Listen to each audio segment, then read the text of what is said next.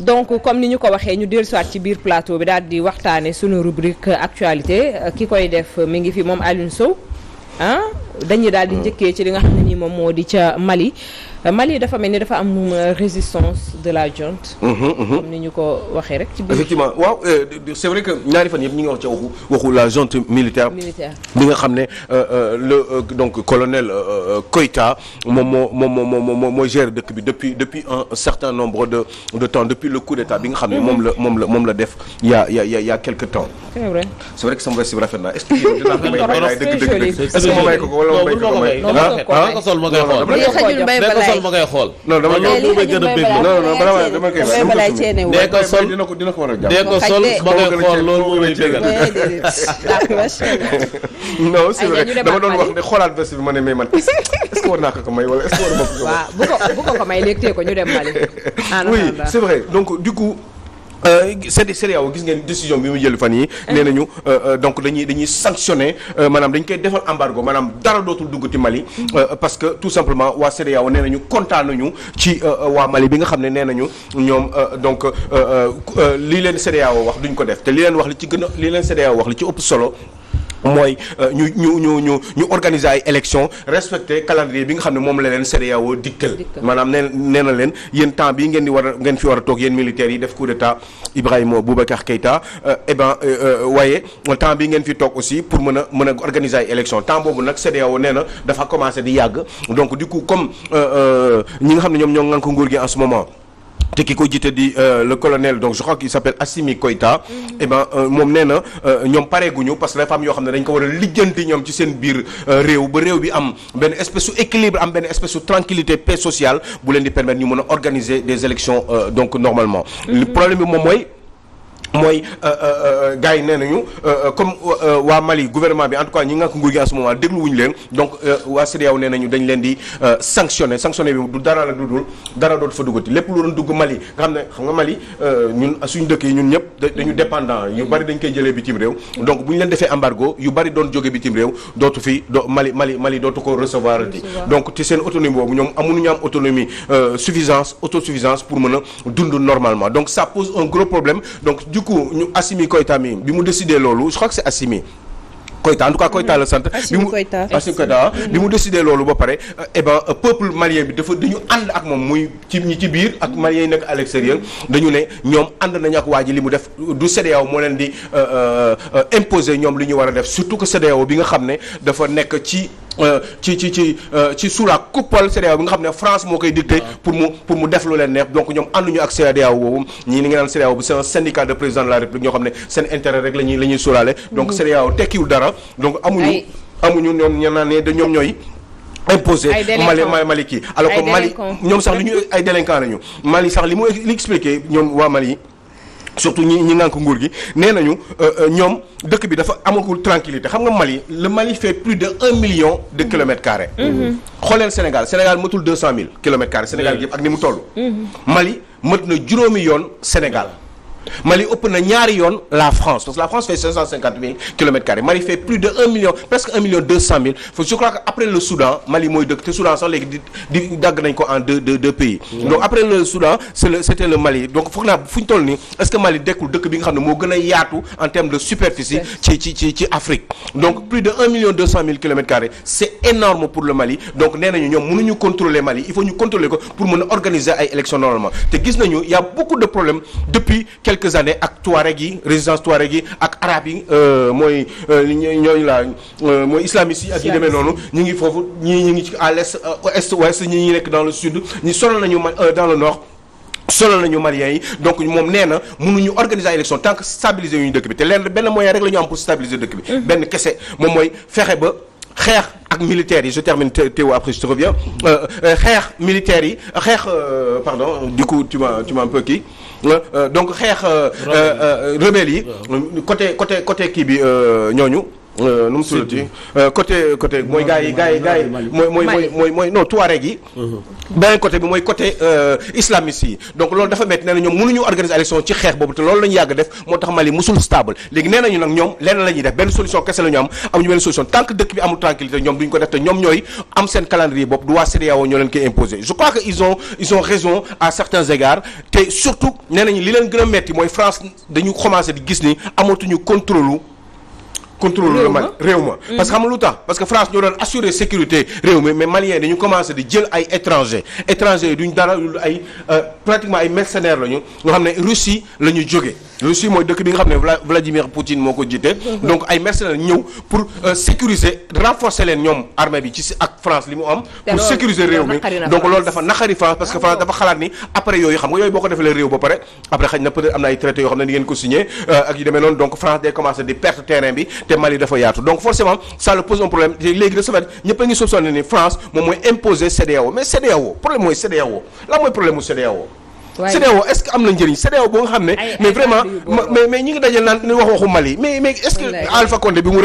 defee li mu def réagir nañu est-ce que moom ki nga xam ne pratiquement mooy le cerveau de la CEDEAO mooy Alassane Dramane Ouattara bi mu ne dafay changer constitution bi pour am un troisième mandat est-ce que la CEDEAO a réagi ki nga xam ne dafa laaxu nu mu tudd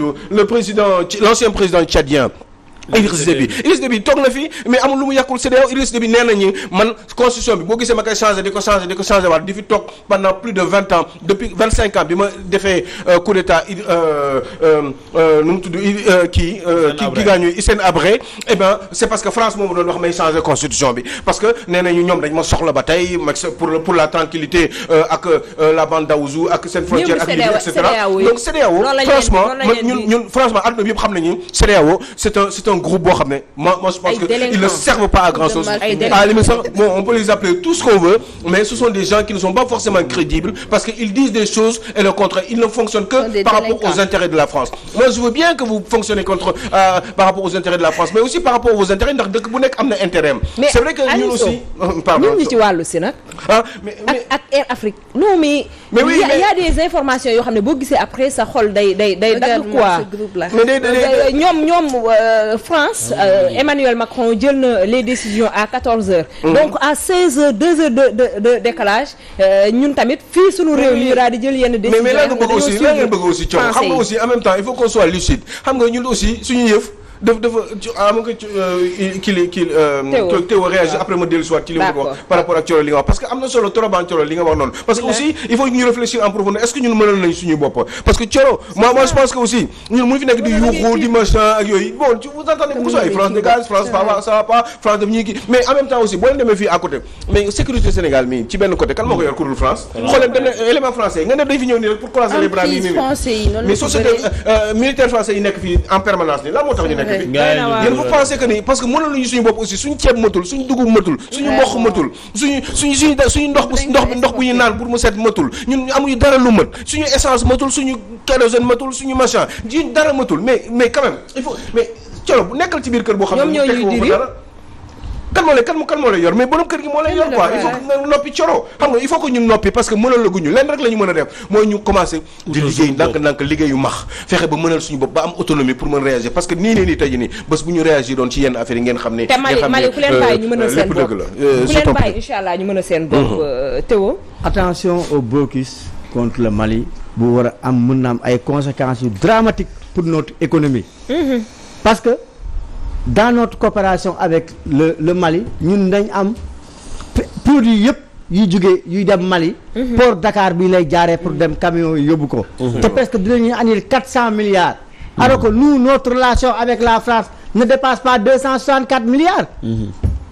attention donc ñu ngi foyee loo xam ne il pourra avoir des incidences économiques et sécuritaires très graves parce que si les Maliens ont faim ils vont venir à Tamba ils vont venir parce que seen mbokk yi ñu ngi Tamba ak foofu te bu ñu demee ba dugg Tamba ak li ñuy wax ci jaadi sàpp amet une insécurité ma ne CEDEAO taxutu la gën a bëgg nga bàyyi sa dëkk nañ waxante dëgg état bi na xoolaat bu baax mesure am cette mesure là qui peut avoir des conséquences dramatiques pour notre économie d'accord ñu eggale foofu rek terminer en 30 secondes mais juste pour terminer que ni c'est vrai que Théo li ñuy jël France li ñuy jëlee France moo ëpp li ñuy jëlee Mali. yaa ngi dégg parce que am na loo xam ne xaalis la c'est du concret ay économie la xaalis la mais am na yoo xam ne Théo c'est sécurité des fois mu jar na 500 milliards jar na 1000 milliards. Théo ñun boo gisee yu bari mënaguñ ko dugguñu suñu réew mi Mali nee naa leen 1,2 million kilomètres carrés la mënuñu contrôler seen réew mi France mi ngi def semblant di jéem a jouer sur plusieurs tableaux en même temps le tableau du gouvernement malien ak le tableau de l'État malien et puis le tableau aussi parce que des fois dañuy gis ñu négocier ak yenn islamistes yi wala yenn Touareg yi dem di wax ak ñoom etc di servir d'intermédiaire di jouer daal sur plusieurs tableaux pour éventuellement calculer à l'avenir ñoom lan la ñu mën a def parce que mën nañ dem ba dans 10 ans 15 ans ñu ne la léegi Mali dañ koy séparer parce que Mali dafa yaatu diviser ko en tiers une partie ñu jox ko Touareg yi une partie bàyyi leen bu baax li ma leen di wax parce que mën na nekk parce que ci àdduna bi lañ dëkk dañuy déglu fu nekk. di déglu ñoo xam ne aussi ci nguuru français bi la ñu nekk. mun nañu séparer ko jël parti Touareg ne gis nga ne am na ñu doon créé jéem a sax. ñu ko naan transport de marchandise Aliou. transport de marchandise non transport bi yeggul 254 milliards. le transport de marchandise à peu près moins de 300 milliards. le transport de marchandise surtout des gros porteurs. si je sais mais xam nga le corridor Dakar Bamako. waaw yooyu yëpp la muy fournir en termes d'économie et d'emploi. mais il y a un risque énorme sur les emplois. non mais il y a un risque mais xam nga ni ñoom dofuñu jënd jàppale peut-être ñu ngi koy yuuxu nii rek mais xam nga ni Coro Théo yegg foofu dafa xam nañ bu baax non le président Macky Sall il le sait non mais attends il n'est pas fou du moom sax que c'est yenn président yi moi je pense que li ñu tiital maliens yi pour jéem a tiital le président pour def ko pression pour mu pousse yegg ci benn niveau pour mën a liggéey bi mais je pense que ni xam nañ ni ñoom loolu baaxul sax même au niveau sax de la tranquillité par rapport à la paix sociale ci frontières yi parce que Mali deful frontière ak Sénégal kese de lan nga yaakaar Mali def na frontière ak Burkina Faso Mali def na frontière ak Niger Mali def na frontière avec l'Algérie ci naar yi Mali def na frontière pratiquement avec le Maroc donc lan ngay bëgg donc je crois que ce n'est pas que le Sénégal c'est un problème à mon avis sous-régional boo xam ne wax dëgg yàlla du Sénégal kese mooy problème donc ils le savent je crois que c'est un coup de pression boo xam ne ils le font juste pour essayer de faire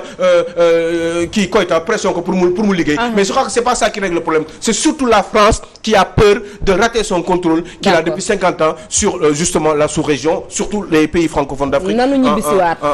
en partie subsaharienne il me semble nañu ñibbisiwaat ci Sénégal parce que li nga xam ne moom moo di campagne électorale bi ku ne xam na ni commencé na ni ki barkaati démb ba tax na dañ ciy noté ay violence yu bari maanaam c'est vrai yoo xam ne ni daal xaaruñu ko woon ci li nga xam ne moom ci biir campagne bi Aliou Sow bah oui c'est vrai di barki démb ñu ngi dégg ou baxi démb c'était mais démb maa ngi dégg Bamba Fall di ci wax parce que tout simplement dafa am ñoo xam ne ci waa kër Cheikh Ba lañ nekk ñëw agressé ay nitam ñoom ñu porter plainte am na ñoo xam ne aussi ci côté Bamba Fall am na yu ñu def ñu téye leen ci kii bi te ñi agressé ci côté Cheikh Ba dañ leen bàyyi donc affaire kuma am ndey boo xam ne am na fi Bamba Fall di ko faire remarquer ñu waxaat loolu Guédiawaye aussi c'était la même chose avec waa kër Ahmed Aïdara yi ci ak waa kër waaw Aliou Sali ak Aliou Sali ak waa kër Ahmed Aïdara yi ñu Yewwi Askan Wi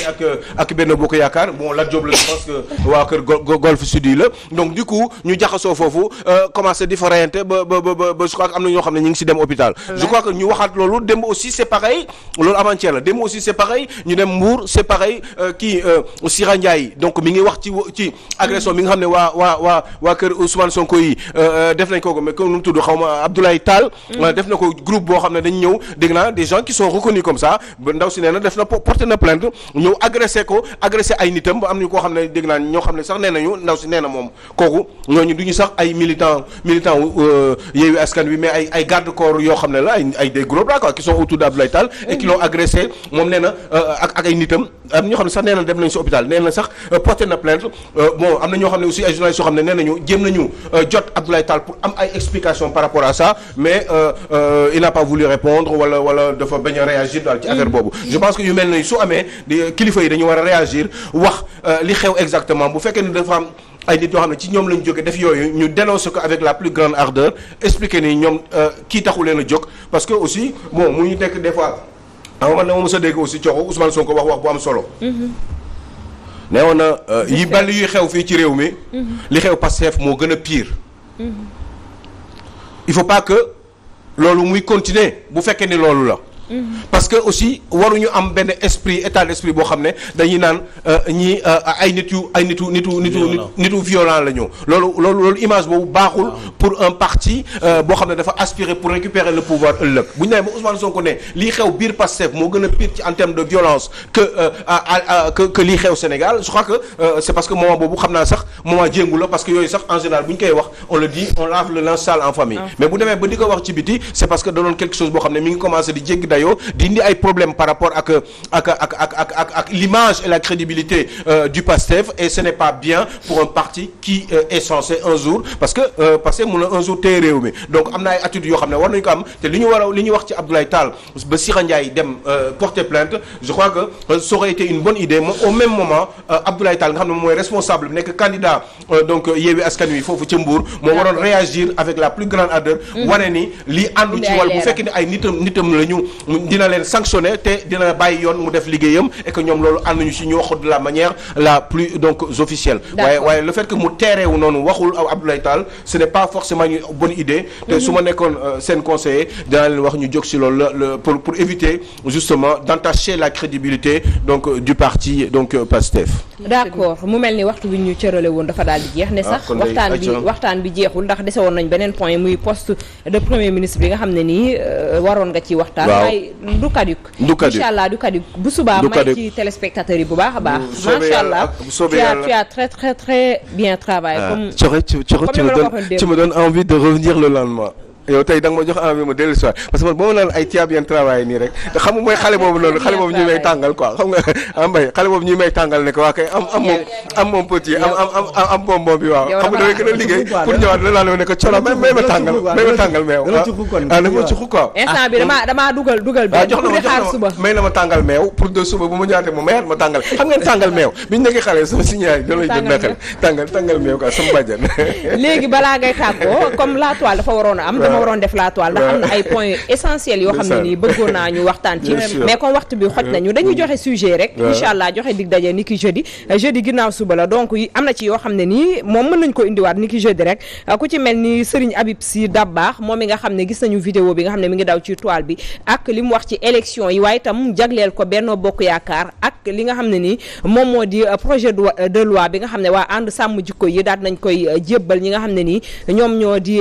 sunu waay député yi ca l'Assemblée nationale ba li ci tukkee gis ngeen ko moom wax na ci lu yaatu ak élection yi nga xam ne nii jëm nañ ci dinañ ko indiwaat incha allah ni kii jeudi ndax lu ni mel mën nañ cee waxtaane ci wàllu wi tam bëggoon nañu indi ki nga xam ne nii moom moo di Fatoumata Ndiaye Fouta Tampi comme ni ñu ko waxee ndaw si defatina lii Fouta welli waaye Fouta welleetul tampeeti na parce que daal dinay def ab vidéo jooytu parce que APR ak la mu xalaatoon Benno Bokk Yaakaar nee na dooleem ak léppam li mu leen joxoon amul dara loo xam ne teg nañ ko ci loxoom teg nañ ko ci gafakaam maanaam xaalis boo xam ne dugg na ci moom loolu daal lay jooytu ci ab vidéo bu mu def daal leen koy jagleel ñoom ministre moo xam président de la république waaye itam woo na ki nga xam ne moom mooy ndey ji réew di ki nga xam ne moom moo di Marième Faye Sall ci kaw nañu ko jàppale ci ay location oto boo xam ne leboon na ko am nañ ci yeneen ay information yoo xam ne ñaari oto la woon benn bi waaw yóbbante ba neel ma Fatoumata Ndiaye Aliou Sow nee na tant pis mais tant pis en français la waaw tant pis pour toi donc dinañ ko tampaniser inshallah jeudi bu soobee yàlla gis nga moom la ñu woon vidéo bi mais comme temps bi mayuñu ko dañuy daal di xuus nag ci leneen loo xam ne nii moom moo gën a doy waar ci loo xam ne ni mi ngi ci toile bi actuellement ñuy mu nekk nag loo xam ne nii naqari nañu ba fa naqari yam muy ki nga xam ne moom moo di Assane Faye mi nga xam ne moom moo tuuroon ceeb bi ci biir benn ci train express régional yi di TER bi moom moomee daal dinañ koy nag teg loxo niki weekend bii ñu génn niki démb nag demoon na ba janoo ak ñi nga xam ne nii ñoom ñoo di attekat yi waaye amaan na retour de parquet mu mel ni moom mi nga xam ne ni moom moo di Assane Faye mu ngi domicile fële ca kër Mbay Fall daan nañ koy teg loxo ci audition bi ñu ko defal nag moom daan nañ xamle li nga xam ne ni moom moo tax ceeb boobu tuuru ci biir bousculade bu amoon la mu tekk siwam nee na tëjoon na ko ba mu baax indi woon nañ ko fi toile mardi bi passé je crois wala jeudi mu nekk nag loo xam ne nii naqari na bu baax ñi di askan bi nekkoon na loo xam ne nii doon nañ ko fa la fois passé que fi ñu ko teg jombaleel ñu ko ne terre bi daf ñoo jomb tax na ba fi mu nekk nii moom moo jur lii nga xam ne moom lañ teg tey jii Assane Faye waaye itam jël li nga xam ne ni moom moo di terre bi nga xam ne nii du dara ndax sunu xaalis lañ ko defaree askan bi ñoom ñoo leen teg pour ngeen defaral ñu ba pare bëgg ñu cee jàpp teg sunu bakkan yi chaîne di ñu noot dafay daal di nekk lu doy waar donc nekk loo xam ne nii nekk na loo xam ne nii c'est à revoir mbiru Assane Faye bi c'est à revoir te képp koo xam ne nii waxkat nga war nga cee wax képp koo xam ne mën nga cee def war nga cee def ndax lu doy waar la ak ni ñu ko gisee woon vidéo bi nga xam ne mi ngi doon circuler ci réseaux sociaux yi ak la mu expliqué ak ñam boobu nga xam ne ni da ko yëkkati woon ngir jox ko ay xontam jox ko ñi nga xam ne ni ñoom ñoo di ay malaam yu muy xontu ngir daan ci dooleem ak fa mu jógee ca port mu nekk nag loo xam ne nii métti nañu mais wax rek la ñu ci mën nañu continuer di ci wax incha allah ba tax na incha allah ñun ñoo leen ko jox dig daje jeudi incha allah dinañ ci ñëwaat ci nu mu gën a yaatoo foofee la ñuy jaaree di leen tàggu di jaajëfal ñi nga xam ne ñoom ñoo jàpp ci émission bi waaw Assane Faye kat waroon nañu bàyyi ba jeudi waaw mais kii bi moo ñu xoj sant yàlla rek waaw sant yàlla waaw comme tu as très bien travaillé comme c'est bien travaillé nañ bàyyi defal di daje ni ki suba yow incha allah suba da nga fiy ñëwaat bu soba yàlla di jaajëfal bu baax a baax Pape Gora Keba Thiam waaye itam di jaajëfal ki nga xam ne nii moom moo di Serigne ak kii di Isaaxa Diagne ñu ngi leen di jaajëfal bu baax a baax ndax yéen a tax ba émission bi yembandi di jaajëfal ñi nga xam ne ñoom ñoo bàyyi woon seen yite yëpp toog suba ba léegi duñu seetaan di leen jox dig daje ni ki demee incha allah rabbi ak beneen petit déj yeneen ci ay thème waaye yeneen ci ay rubrique incha allah ak Fatima nag incha allah demee moom moo fii ne